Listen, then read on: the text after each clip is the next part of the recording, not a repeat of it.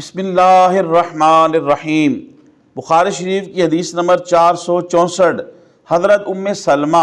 رضی اللہ تعالی عنہا بیان کرتی ہیں کہ میں نے رسول پاک صلی اللہ علیہ وسلم کی بارگاہ میں عرض کیا، یا رسول اللہ صلی اللہ علیہ وآلہ وسلم میں بیمار ہوں۔ تو آپ صلی اللہ علیہ وسلم نے فرمایا، تم لوگوں کے پیچھے سواری پر بیٹھ کر طواف کرو۔ پس میں نے طواف کیا اور رسول اللہ صلی اللہ علیہ وسلم بیت اللہ شریف کے پہلو میں نماز پڑھ رہے تھے اور آپ یہ آیت مبارکہ تلاوت کر رہے تھے، وَالطُّورِ وَكِتَابٍ مَّسْطُورٍ۔ محترم خواتین و حضرات، بخاری شریف کی حدیث پاک کا جو عنوان حضرت امام بخاری رحمۃ اللہ علیہ نے قائم کیا وہ یہ ہے کہ کسی ضرورت کی بنا پر اونٹ کو مسجد میں داخل کرنا۔ محترم خواتین و حضرات، چونکہ اس حدیث پاک کے اندر حضرت ام سلمہ رضی اللہ تعالی عنہا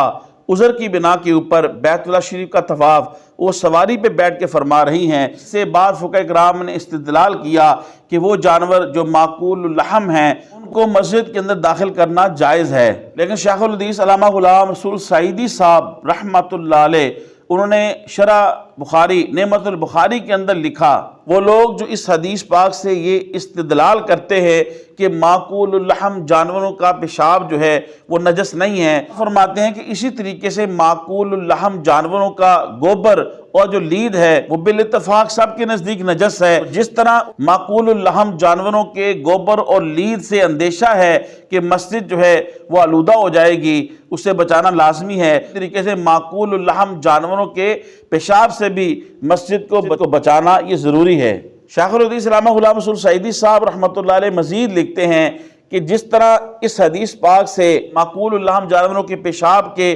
نجس نہ ہونے کا استدلال کرتے ہیں اور پاک ہونا ثابت ہوتا ہے، اسی طرح دوسری صحیح احادیث مبارکہ سے پیشاب سے بچنے کا حکم ہے، جیسا کہ رسول پاک صلی اللہ علیہ وسلم نے عذاب قبر وجوہات میں سے ایک وجہ پیشاب کے چھینٹوں سے نہ بچنا یہ بھی ارشاد فرمائی ہے۔ جب اباحت اور تحریم کے دلائل میں تعارض ہو تو تحریم کو ترجیح دی جاتی ہے، لہذا اس اصول کی بنا کے اوپر بھی یہ بات ثابت ہوتی ہے کہ معقول اللحم جانوروں کے پیشاب سے بھی مسجد کو بچانا ضروری ہے، اور معقول اللحم جانوروں کا پیشاب جو ہے وہ بھی نجس ہے۔ اور حضرت ام سلمہ رضی اللہ تعالی عنہا کی اونٹنی کے حوالے سے شارح بخاری فتح الباری کے اندر علامہ ابن حجر عسقلانی رحمۃ اللہ علیہ آپ لکھتے ہیں کہ جس طرح رسول پاک صلی اللہ علیہ وسلم کی مبارک اونٹنی سدائی ہوئی تھی اور آپ صلی اللہ علیہ وسلم کی معجزہ نشان بھی تھی، مسجد شریف کے اندر جو ہے وہ پیشاب پخانہ وغیرہ نہیں کرتی تھی،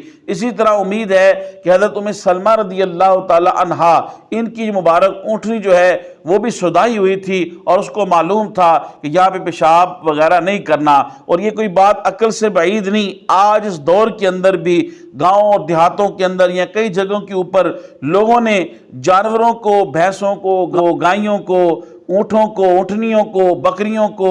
ایسے سدھایا ہوتا ہے کہ انہیں معلوم ہوتا ہے یہ گھر کا برآمدہ ہے، گھر کا سین ہے، یہ گھر کے کمرے ہیں، یہاں پہ پیشاب وغیرہ نہیں کرنا، اور پھر وہ دور جا کے جہاں ان کی جگہ بنی ہوتی ہے وہ اسی جگہ کے اوپر جو ہے پیشاب پخانہ وغیرہ کرتے ہیں۔ لہذا آج اس دور کے اندر بھی گاؤں، دیہاتوں اور شہروں کے اندر کئی مقامات کے اوپر ایسے واقعات دیکھنے میں آتے ہیں کہ جانوروں کو سدھایا ہوتا ہے، لہذا مسجد شریف کے اندر معقول اللحم جانوروں کا لانا یہ بھی درست نہیں ہے، اور ان کا پیشاب جو ہے وہ بھی نجس ہے، جس سے مسجد کو صاف رکھنا، مسجد کو بچا کے رکھنا یہ مسلمانوں کے اوپر لازم ہے۔ اس حدیث شریف سے یہ بھی ثابت ہوا کہ جو شخص سواری کے اوپر سوار ہو اور ہجوم میں سے جا رہا ہو تو اسے اپنی سواری کو ایک طرف رکھنا چاہیے۔ اس حدیث شریف سے یہ بھی ثابت ہوئی کہ خواتین اور مستورات جو ہیں جب کس ہجوم وغیرہ میں چلنے کی ضرورت پڑے تو ایک کنارے پر اور ایک طرف ہو کے جہاں زیادہ سطر ہو وہاں چلیں۔ محترم خواتین و حضرات، تبلیغ دین کی نیت سے حدیث شریف کے اس درس کو